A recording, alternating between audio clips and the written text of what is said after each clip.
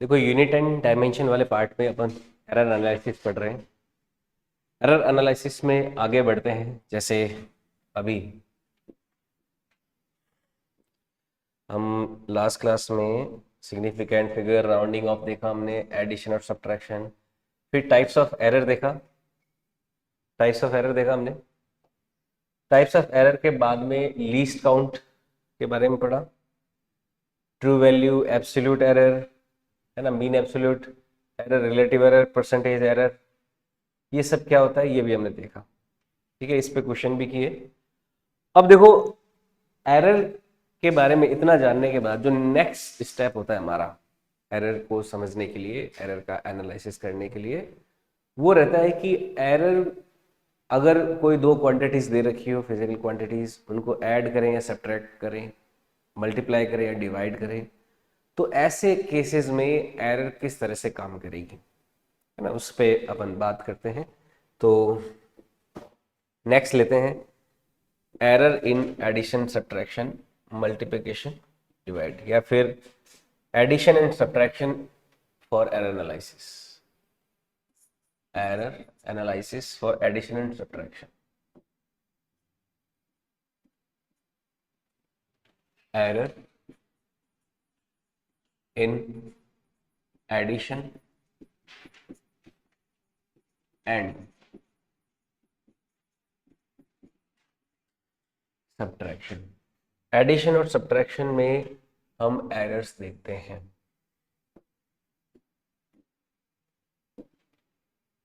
Addition और subtraction में errors देखो कैसे देखा जाता है। एडिशन और सब्ट्रैक्शन में देखो रूल ये है कि चाहे कुछ भी हो, चाहे एडिशन दे रखा हो चाहे सब्ट्रैक्शन दे रखा हो, रूल क्या है कि दो फिजिकल क्वांटिटी है मान लो, जिनमें ऐड करके कोई तीसरी क्वांटिटी आ रही है या सब्ट्रैक्ट करके तीसरी क्वांटिटी आ रही है, तो रूल ये है कि एरर्स जो होगी दोनों की, एब्सोल्यूट एरर, वो एडिशन हो या सब्ट्रैक्शन हो, एरर एब्सोल्यूट क्या होगी, हमेशा ऐड होगी, है ना। तो इसको समझते हैं। इसमें रूल ध्यान में रखना कि absolute error is always added in both addition and subtraction. Addition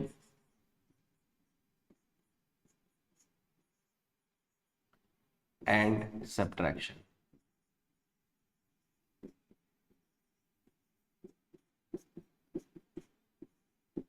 चाहे एडिशन है चाहे सब्ट्रैक्शन है, एब्सोल्यूट एरर जो होगी दोनों में ऐड ही होगी, है ना।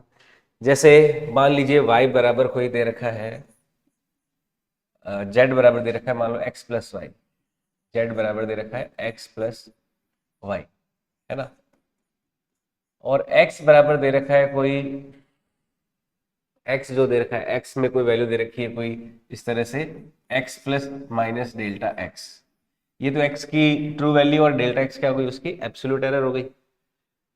True value plus minus delta x क्या होता है, एरर होता है ना।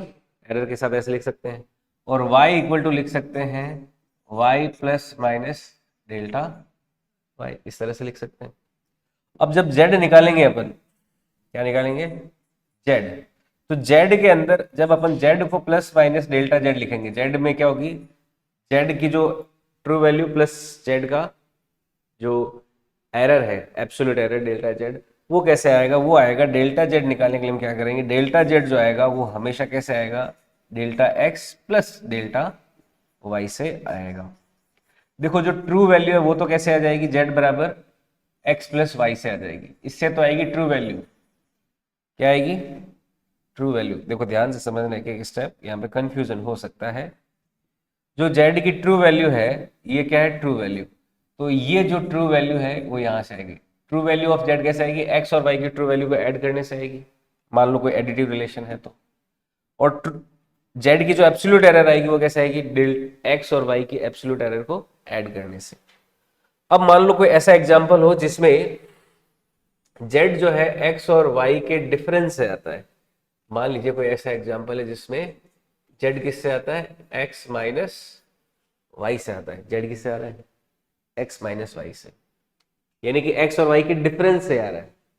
तो देखो इस बार भी ट्रू वैल्यू तो इसी से आएगी, एक्स माइनस वाई के डिफरेंस से, है ना, ट्रू वैल्यू तो इसी से निकालेंगे।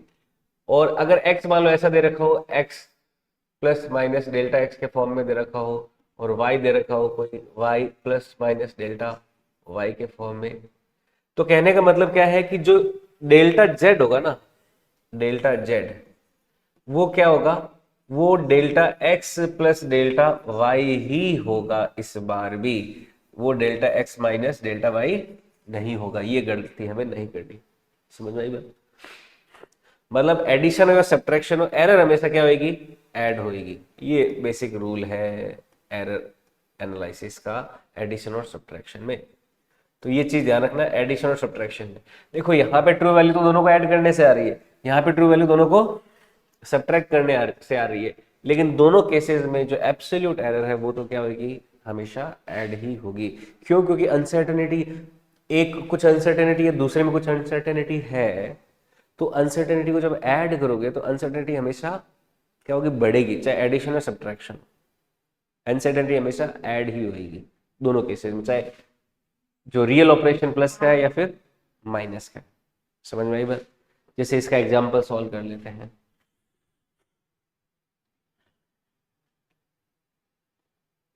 नोट कर लिया।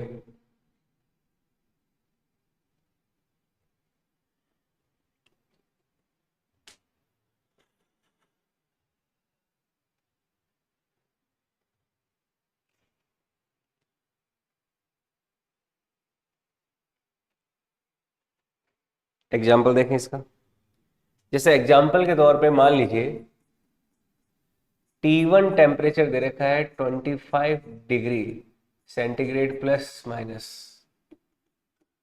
25 डिग्री 25.23 प्लस माइनस, या फिर ज़्यादा हो जाएगा ये तो आप ले लो 26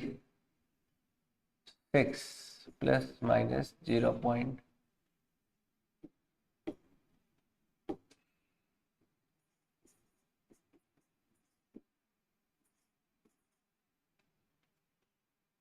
ये है T1 टेम्परेचर डिग्री सेंटीग्रेड में। T2 टेम्परेचर है 28.23 प्लस माइनस 0.03 डिग्री सेंटीग्रेड। ये T1 और T2 दो टेम्परेचर दे रखे।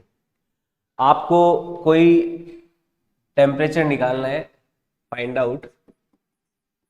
आपको एरर एनालिसिस के टर्म्स में T1 प्लस T2 निकालना है, कितना होगा, और T2 माइनस T1 निकालना है कितना, है ना।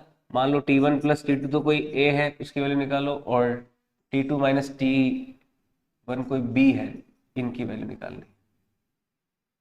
ठीक है, टेम्परेचर को ऐड करेंगे तो ऐड करने के बाद फाइनल रिजल्ट क्या आएगा, और दोनों टेम्परेचर्स को सब्ट्रैक्ट करेंगे तो फाइनल रिजल्ट क्या आएगा, ये हमें करना है।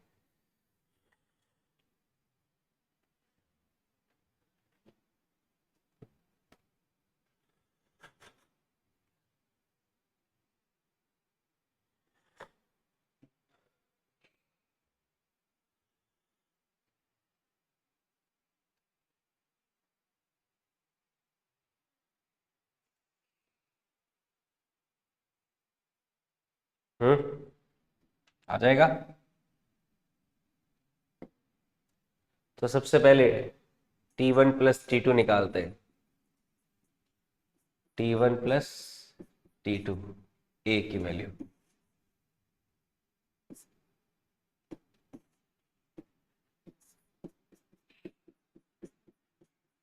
तो ए की ट्रू वैल्यू तो क्या होगी, T1 की ट्रू वैल्यू क्या है 26.03, और T2 की ट्रू वैल्यू क्या है 28.23। तो दोनों को ऐड किया तो कितना आ गया 6245, 54.26 आया, है ना। ये तो क्या आ जाएगी, ए की ट्रू वैल्यू आ जाएगी। अब ए के अंदर जो एब्सोल्यूट एरर आएगी उसे अगर निकालना है तो हमें क्या करना पड़ेगा, T1 और T2 दोनों की जो एब्सोल्यूट एरर है वो क्या कर देंगे, हम ऐड कर देंगे, है ना। अगर मैं डेल्टा ए पता लगाना चाहता हूं, डेल्टा ए, तो ये क्या होगा, delta T1 plus delta T2 ही होगा। तो डेल्टा ए की जो वैल्यू आएगी, delta A is equal to delta T1 0.02 plus 0.03, तो ये कितना हो जाएगा 0.05। तो ये डेल्टा ए का एब्सोल्यूट एरर आ गया। अब ए को पता है कैसे लिखेंगे, ए को ऐसे लिखेंगे, A is equal to A plus minus delta A.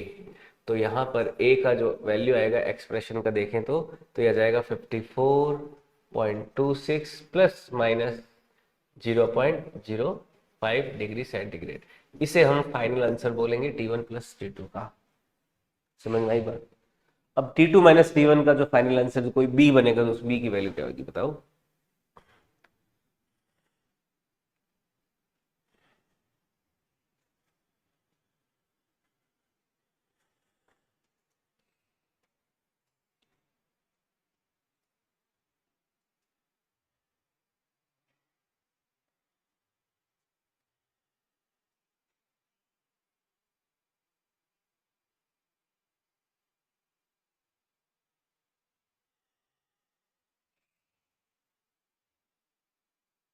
कितना आएगा बताओ, आंसर बताओ। हमें बी निकालना है, जो कि क्या है T2 माइनस T1। तो सबसे पहले ट्रू वैल्यू बी की 28.23 में से 26.03 घटाया तो कितना आया, 3 में से 3 गया 0, 2 में से 0 गया 2, 8 में से 6 गया 2, तो 2.20 डिग्री सेंटीग्रेड। ये तो बी का ट्रू वैल्यू आया। अब बी के अंदर जो एब्सोल्यूट एरर होगा वो कैसे निकालोगे, वो भी दोनों को ऐड करके ही निकालोगे। यानी डेल्टा बी की जो वैल्यू आएगी वो भी कैसे आएगी, डेल्टा T1 प्लस, वहां पे सब्ट्रैक्शन नहीं चलेगा। यहाँ पे ट्रू वैल्यू में तो सब्ट्रैक्शन कर रहे हो क्योंकि ओरिजिनल रिलेशन कुछ ऐसा है, लेकिन एब्सोल्यूट एरर क्या होगी, हमेशा ऐड होती है, चाहे एडिशन हो चाहे सब्ट्रैक्शन हो। तो यहाँ पे इसकी भी वैल्यू क्या आ जाएगी, वही 0.02 प्लस 0.03, ये क्या हो जाएगी 0.05 हो जाएगा। यानी कि जो बी में एरर आएगी वो कितनी आ जाएगी, बी प्लस, बी का ट्रू वैल्यू तो हो गया 2.20, फिर उसमें क्या कर देंगे प्लस माइनस 0.05 डिग्री सेंटीग्रेड कर देंगे। ये आंसर आ जाएगा बी के लिए।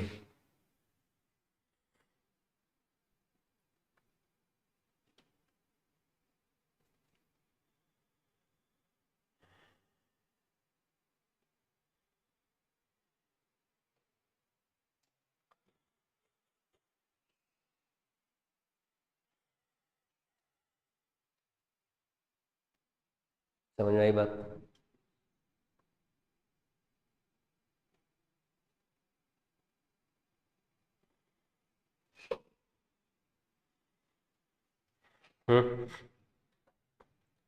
नेक्स्ट, यानी कि एडिशन हो सब्ट्रैक्शन हो एब्सोल्यूट एरर हमेशा, कॉन्सेप्ट समझ में आया इसका? ठीक है। देखो इसमें रिलेटिव एरर परसेंटेज एरर वो भी निकाल सकते हो भाई। ए में रिलेटिव एरर क्या आई, रिलेटिव एरर क्या आई ए की, डेल्टा ए डिवाइडेड बाय ए, ये तो होगी रिलेटिव एरर, इनटू 100 कर दोगे तो क्या आ जाएगी, परसेंटेज एरर। बी में रिलेटिव एरर क्या होगी, delta B divided by B और इनटू 100 करके रिलेटिव और परसेंटेज एरर निकाल सकते हो। नेक्स्ट देखो आते हैं, अब रूल लेते हैं अपन मल्टीप्लिकेशन एंड डिवाइड के लिए। अगर मल्टीप्लिकेशन और डिवाइड की बात करें तो वहां पर क्या रूल आता है कि जो रिलेटिव एरर होती है वो क्या हो जाती है, ऐड हो जाती है ना, इन मल्टीप्लिकेशन एंड डिवाइड। तो यहाँ पे error in multiplication and divide, error in multiplication and divide, multiplication और डिवाइड से में एरर है ना, ये देखते हैं। इसमें देखो रूल क्या है कि इसमें भी एरर ऐड होगी लेकिन एब्सोल्यूट नहीं, रिलेटिव। क्या होगी error, relative error is added. तो इसमें रूल क्या है, relative error is added. Relative error is added. तो इसमें रिलेटिव एरर ऐड होती है मल्टीप्लिकेशन एंड डिवाइड में। Relative error is added in multiplication and divide. Multiplication और डिवाइड में क्या हो जाती है, रिलेटिव एरर ऐड हो जाती है। समझ में आई बात है?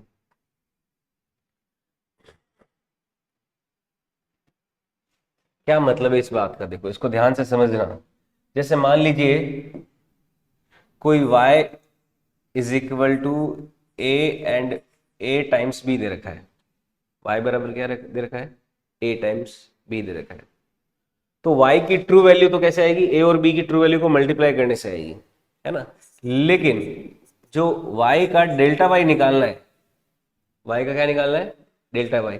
तो y की जो रिलेटिव एरर है वो a की रिलेटिव एरर प्लस b की रिलेटिव एरर से आएगी। समझ में आया बात? y की ट्रू वैल्यू तो a और b के ट्रू वैल्यू के मल्टीप्लाई से आएगी, लेकिन y की रिलेटिव एरर a और b की रिलेटिव एरर को ऐड करने से आएगी। ठीक इसी तरह से अगर हम डिवीजन में भी लें तो यही सेम प्रिंसिपल अप्लाई होगा कि जैसे y बराबर मान लो है a divided by b। y क्या है, a डिवाइडेड बाई b है। तो यहां पर भी डेल्टा y अपॉन y निकालोगे तो y की ट्रू वैल्यू तो a और b को डिवाइड करने से आएगी, लेकिन डेल्टा y अपॉन y कैसे आएगा, ये आएगा delta a upon a plus delta, यानी कि इसमें भी रिलेटिव एरर ऐड होगी और इसमें भी रिलेटिव एरर ऐड ही होगी। तो मल्टीप्लिकेशन एंड डिवाइड में क्या हो जाता है, रिलेटिव एरर्स ऐड होती है ना। समझ में आया? अब देखो क्वेश्चन कैसे करते हैं ऐसे केसेस में। जैसे क्वेश्चन दे रखा है, मान लो ए दे रखा है आपको 2.0 प्लस माइनस 0.1, ये तो दे रखा है ए, और बी दे रखा है 3.0 प्लस माइनस 0.2, ये बी की वैल्यू दे रखी है। या बी को अपन ले लेते हैं 4, ले लेता हूँ 4.0 प्लस माइनस 0.3 ऐसा, ठीक है। ये ए और बी दे रखे हैं, तो आपको पता लगाना है फाइंड आउट कोई सी पता लगाओ जो कि ए और बी के बराबर है, और कोई डी पता लगाओ जो बी अपॉन में ए के बराबर है। तो सी और डी की वैल्यू पता लगानी है जो ए और बी के मल्टीप्लिकेशन से या फिर बी अपॉन बी के ए में डिवाइड से आता है।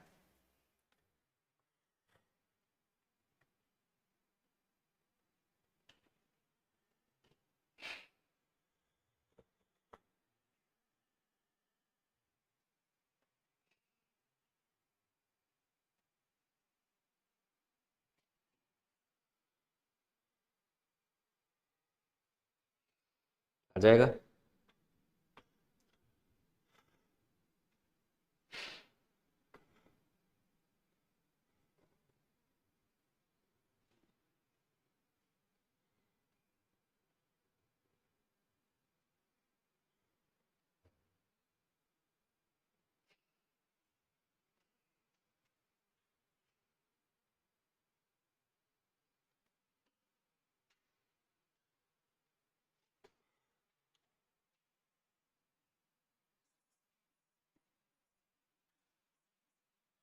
सबसे पहले सी की वैल्यू, सी की ट्रू वैल्यू क्या हो जाएगी, 2 × 4 यानी कि 8.0, ये तो सी की ट्रू वैल्यू हो जाएगी। अब देखो सी की जो डेल्टा सी वैल्यू आएगी, डेल्टा सी अपॉन सी क्या हो जाएगा अपने पास, डेल्टा सी अपॉन सी की वैल्यू आ जाएगी delta A upon A. Delta A कितना है 0.1 और ए कितना है 2, plus delta B upon B, ये कितना हो जाएगा 0.3 डिवाइडेड बाय 4। डेल्टा बी 0.3 और बी है 4। सी का ट्रू वैल्यू आ चुका है 8, तो डेल्टा सी अपॉन 8 बराबर किसके हो जाएगा 0.1/2 प्लस 0.3/4। 8 का मल्टीप्लाई करता हूं तो डेल्टा सी की देखो वैल्यू क्या आ जाएगी, 8 से मल्टीप्लाई किया तो 8/2 हो गया 4, 4 × 0.1 यानी कि 0.4 प्लस 4 8 में 4 का डिवाइड किया 2, 2 को 0.3 से मल्टीप्लाई किया यानी कि 0.6, तो ये कितना हो जाएगा 1.0 हो जाएगा। तो डेल्टा सी क्या आ गया 1.0 आ गया। तो उसका मतलब हमारा जो सी का वैल्यू आएगा, सी आ जाएगा 8.0 प्लस माइनस 1.0। समझ में आया? ये सी का आंसर कहलाएगा। इसको क्या बोलेंगे? आंसर ऑफ सी।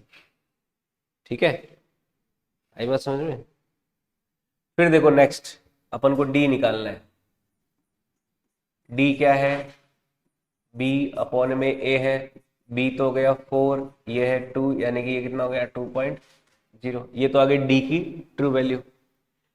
अब डी की एब्सोल्यूट वैल्यू निकालनी है, तो डेल्टा डी अपॉन डी बराबर क्या होगा delta A upon A.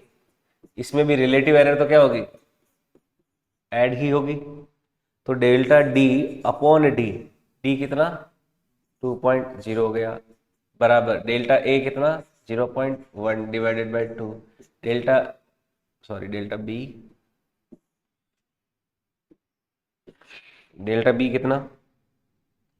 Delta B हो गया 0.3, 0.3 डिवाइडेड बाय 4, 2 का मल्टीप्लाई करोगे तो डेल्टा डी का जो वैल्यू आएगा,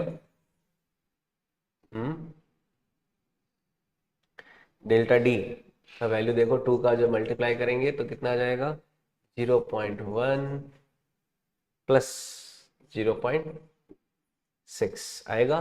तो delta D is equal to आ जाएगा 0.7। तो डी का जो एब्सोल्यूट एरर है वो 0.7 आ गया। इसका मतलब डी की वैल्यू क्या हो जाएगी? डी को अपन कैसे लिखेंगे? D is equal to 2.0 plus minus 0.7। ये डी को लिखने का तरीका होगा। तो ये है error in multiplication and error in divide. समझ में आया ये चीज? यानी कि जब भी हम मल्टीप्लिकेशन एंड डिवाइड में एरर देखते हैं तो हम क्या करते हैं, जो ट्रू वैल्यू है वो तो हमारा जो ओरिजिनल रिलेशन है मल्टीप्लाई करने से और डिवाइड करने से जो आया उससे आएगा, लेकिन जो रिलेटिव एरर है या फिर जो एब्सोल्यूट एरर है हमें हमारी फाइनल क्वांटिटी में निकालनी है, वो कैसे आएगी? वो क्वांटिटीज की रिलेटिव एरर को ऐड या सब्ट्रैक्ट करने से आएगी। समझ आई बात? तो ये चीज ध्यान में रखनी है। क्लियर? कहाँ पर ये?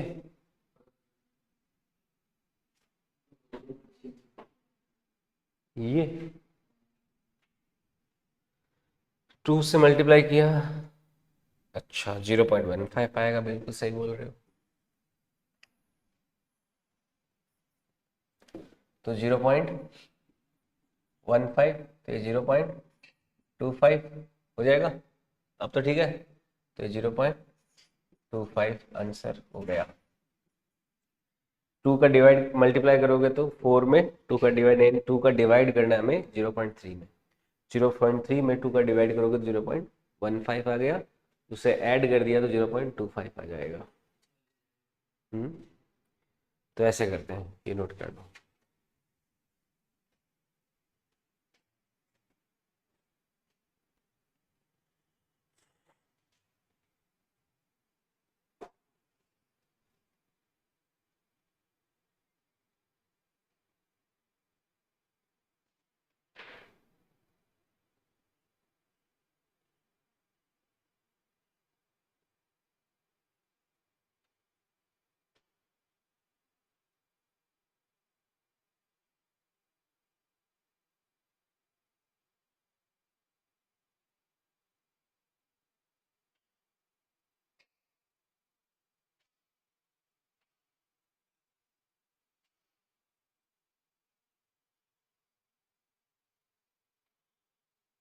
ठीक है,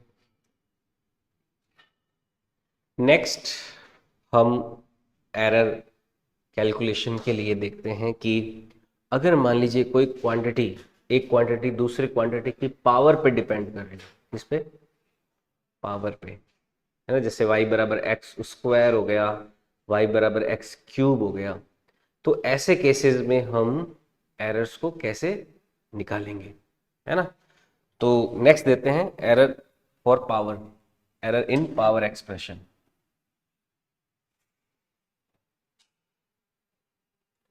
एरर इन पावर एक्सप्रेशन।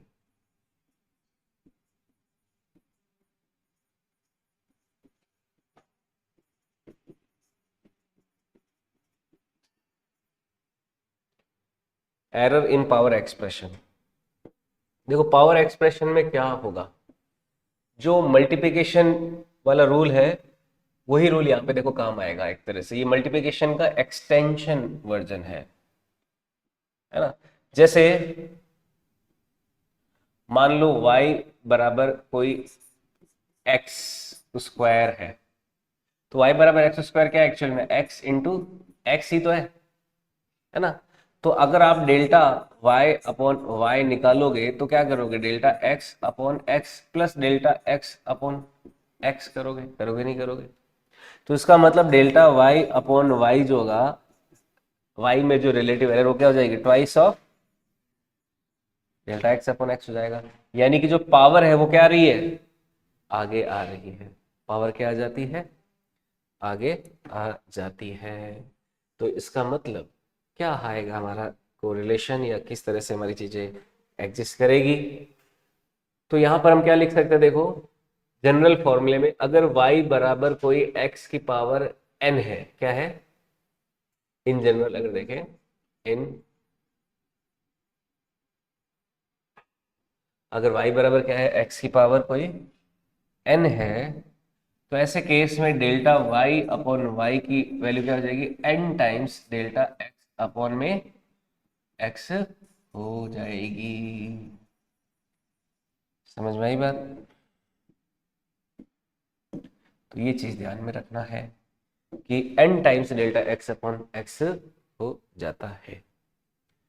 जैसे एक एग्जाम्पल के तौर पे देखो, ऐसा एक कोई एक्सप्रेशन दे रखा हो, जैसे z equal to A square B upon C cube, ऐसा कोई एक्सप्रेशन दे रखा है ना। आपको ट्रू वैल्यू तो ए square B upon C cube से आएगी, लेकिन जो डेल्टा जेड अपॉन जेड जो आएगा ना, वो आएगा twice of delta A upon A से, plus delta B upon B से, प्लस अब सी के लिए thrice of delta C upon C हो जाएगा। और मैंने बताया कि मल्टीप्लिकेशन और डिवाइड रिलेटिव एरर हमेशा क्या होती है, ऐड होती है। तो यहाँ पे आप -3 टाइम्स डेल्टा सी अपॉन सी मत कर देना, क्या आएगा, +3 टाइम्स डेल्टा सी अपॉन सी ही आएगा। समझ में आई बात, ठीक है। तो ये पावर एक्सप्रेशंस में एरर्स की कैलकुलेशन इस तरह से रहती है।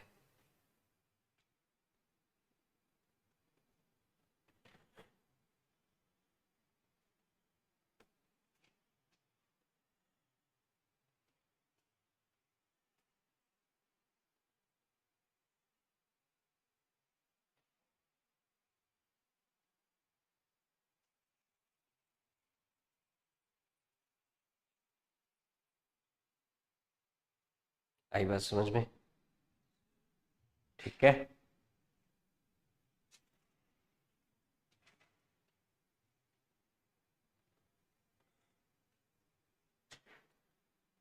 जैसे एक क्वेश्चन करते हैं पावर एक्सप्रेशन का यूज करते हुए, नोट कर लिया। हम्म।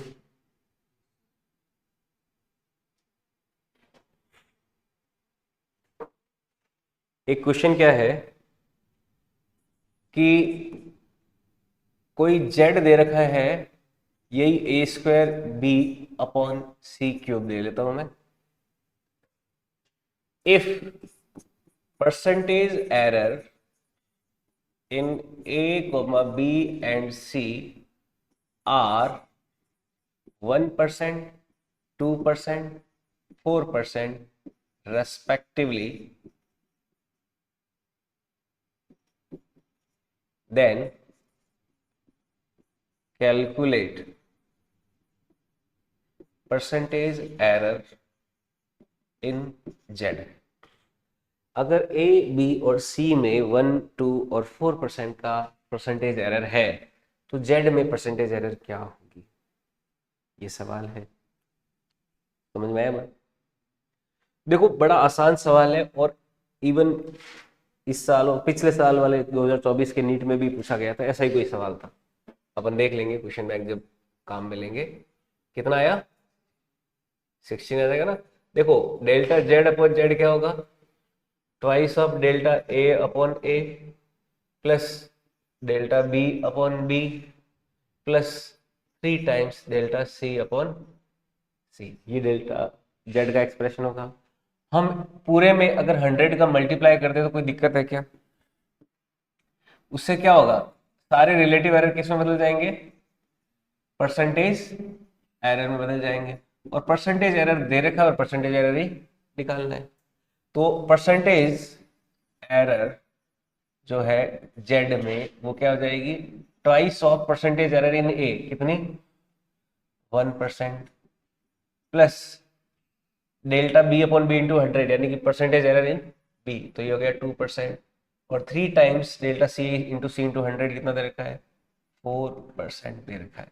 तो परसेंटेज एरर इन जेड क्या आ जाएगा, 2 + 2 + 12, यानी कितना आ जाएगा, 16% का एरर आ जाएगा इसमें जेड में, जो हमारा आउटकम होने वाला है।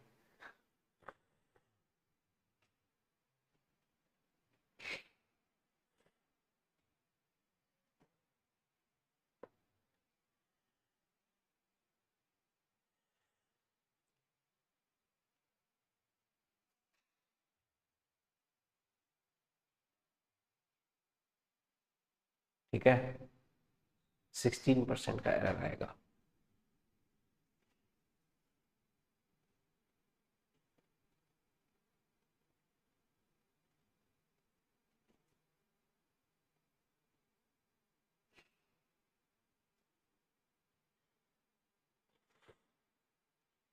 तो इस तरह से जो पावर एक्सप्रेशंस है वो काम में लेते हैं।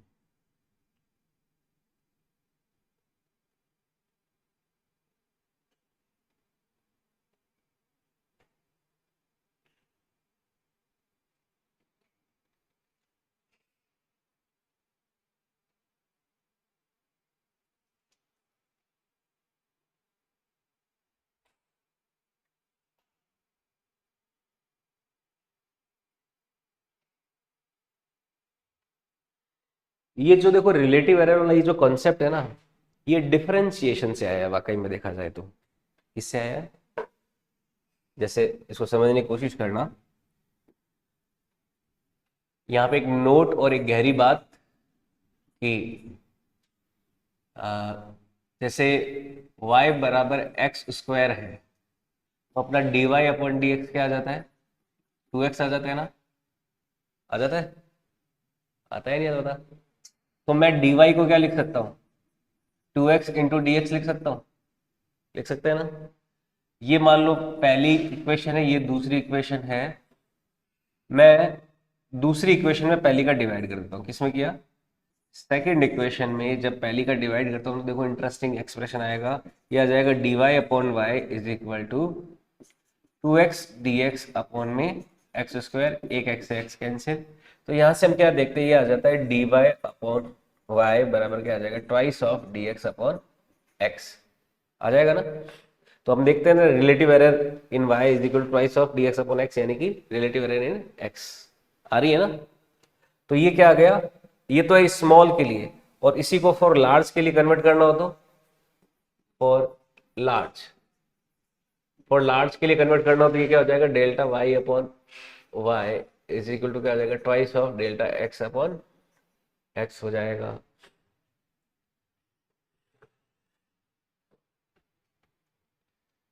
ठीक है,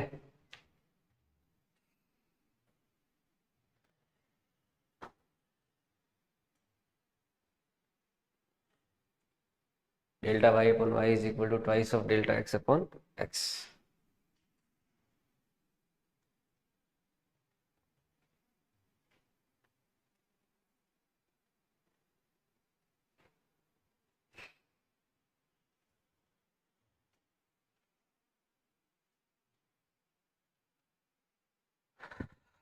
हम्म, ठीक है। अब देखो इसका यूज जो है ना एक जगह आपको करना होगा, किसमें, जैसे अगर कोई क्वांटिटी ऐसे दे रखी हो 1/z इज इक्वल टू है 1/x प्लस 1/y, ऐसी कोई क्वांटिटी दे रखी है।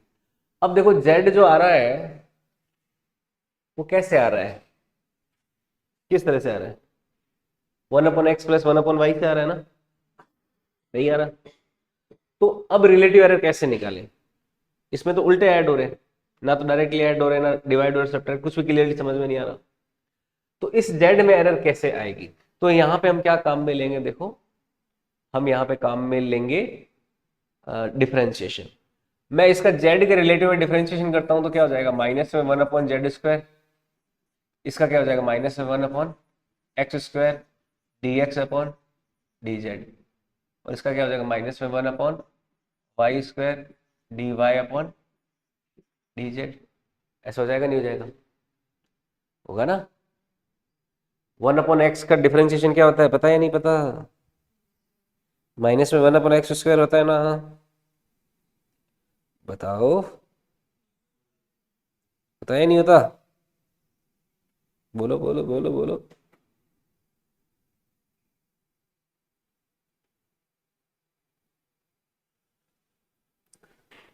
होता है ना, तो वो अपन ने कर दिया। तो यहां से देखो 1/z², ये देखो dz का वापस मल्टीप्लाई कर दूं, ये क्या आ जाएगा, देखो dz/में z² इज इक्वल टू आ जाएगा dx/x² प्लस dy/y²।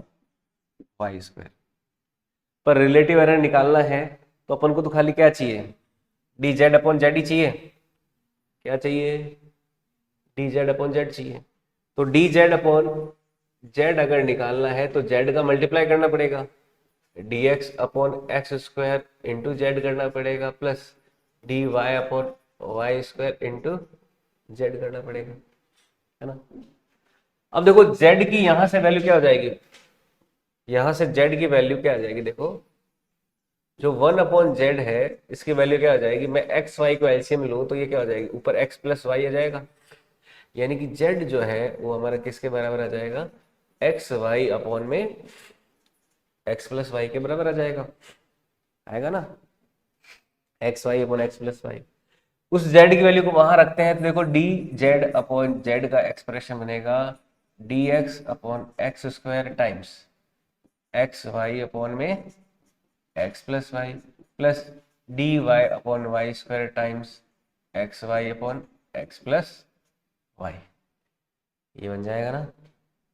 तो एक x से एक x कैंसिल, एक y से एक y कैंसिल, ओके। हम्म, ठीक है।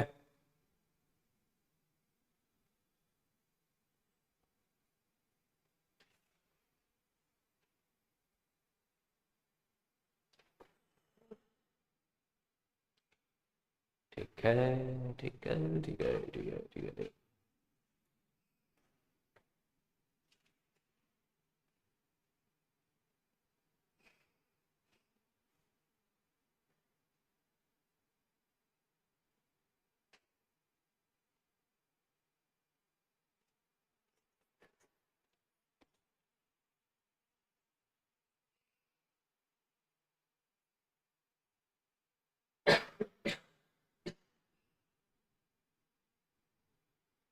हालांकि देखो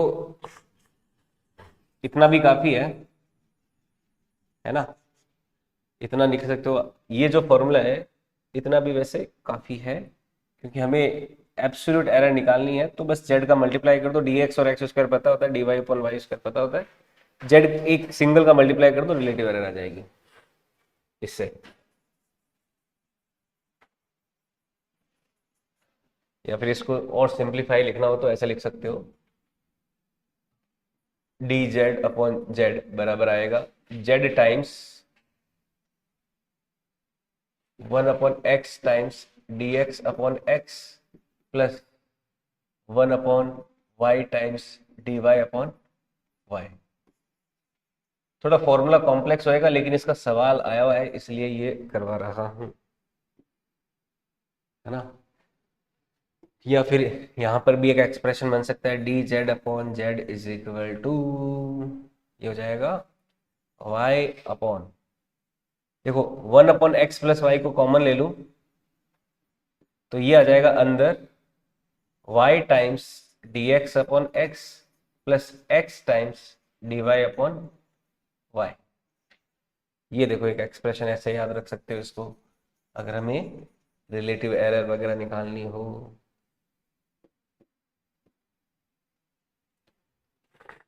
इस तरह का कोई एग्जांपल पता है आपको कहां पे आता है? जब अपन रेजिस्टेंस का पैरेलल कॉम्बिनेशन लेते हैं ना, रेजिस्टेंस का जब पैरेलल कॉम्बिनेशन लेते हैं तो इस तरह से लेते हैं। तो ऐसे केसेस में मान लो आपको R1 R2 दो रेजिस्टेंस की वैल्यू पता हो, है ना, उनमें एरर पता हो, उनके पैरेलल कॉम्बिनेशन से जो फाइनल रिजल्ट मिलेगा उसमें हमें एरर निकालनी हो, तो उसे निकालने के लिए हम इस कैलकुलेशंस का यूज करेंगे। तो वहां पे थोड़ा कॉम्प्लेक्स हो जाता है, पर यहाँ पे इन एक्सप्रेशंस का अगर यूज करें तो ये काम आसान हो जाएगा।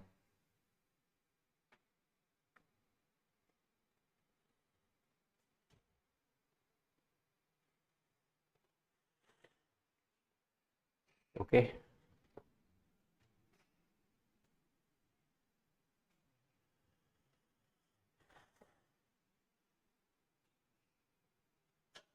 आगे बढ़े।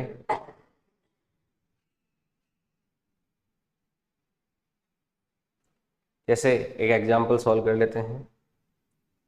मान लो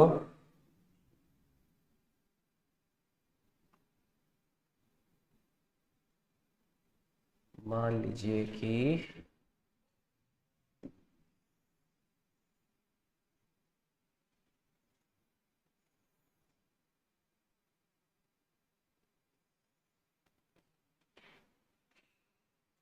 जैसे एग्जांपल सॉल्व करते हैं। मान लो दिया हुआ है, लेट दो पैरेलल रेजिस्टेंस का कॉम्बिनेशन ऐसे बनाना हो, R1 दे रखा है 2.0 प्लस 0.1 ओम, R2 दे रखा है 2.0 ना लेके अपन लेते हैं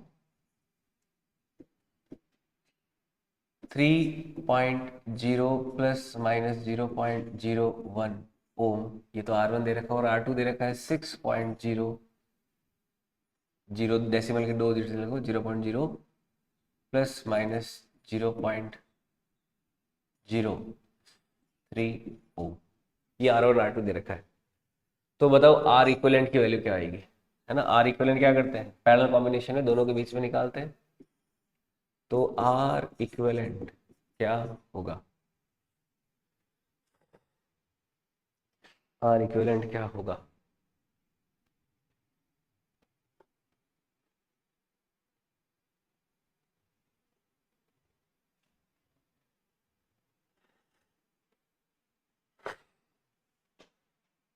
तो सबसे पहला काम तो क्या है, R इक्विवेलेंट की ट्रू वैल्यू निकालना।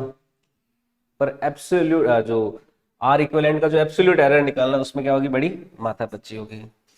तो सबसे पहले R इक्विवेलेंट का ट्रू वैल्यू वो कैसे आता है, R1 R2 upon R1 plus R2 से आता है, पैरेलल कॉम्बिनेशन ऑफ रेजिस्टेंस। तो यहां से R इक्विवेलेंट की देखो वैल्यू आ जाएगी R1 3 × 6/3 प्लस 6, तो कितना आ गया, 2 ओम आ गया। कितना आ गया, 2 ओम आ गया ना। अब डेल्टा आर निकालना है, तो डेल्टा आर निकालना है तो delta R upon R equivalent का स्क्वायर बराबर किसके होगा, delta x upon X square plus delta Y upon Y square के। ये फॉर्मूला देखो निकाला ना अपन ने, तो इसका यूज कर लेते हैं अब। तो delta R upon R equivalent का स्क्वायर किसके बराबर हो जाएगा, डेल्टा R1 अपॉन R1 का square plus delta R2 upon R2 का स्क्वायर।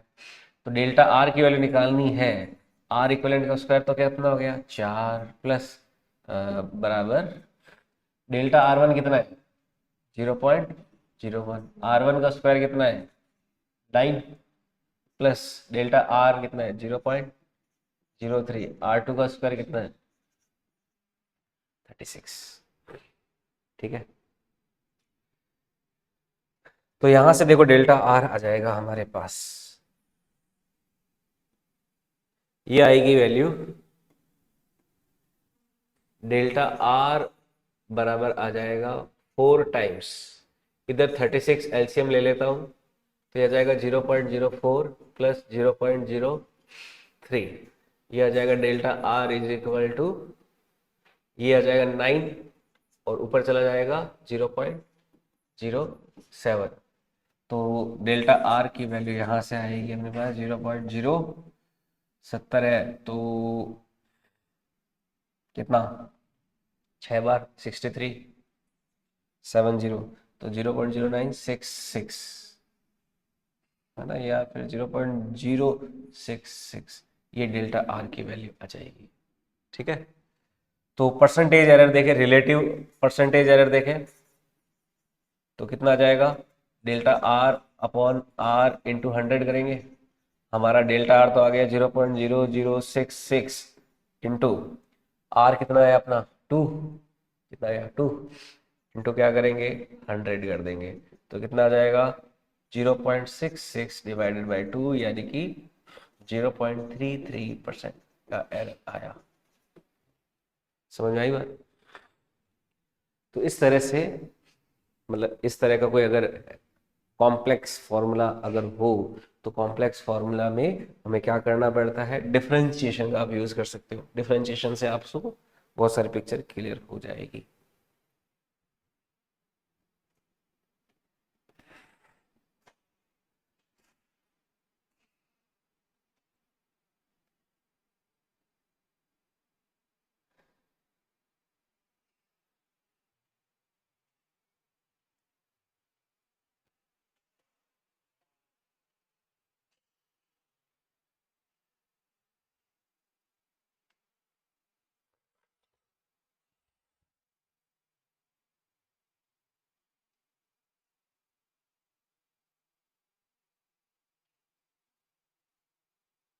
ठीक है,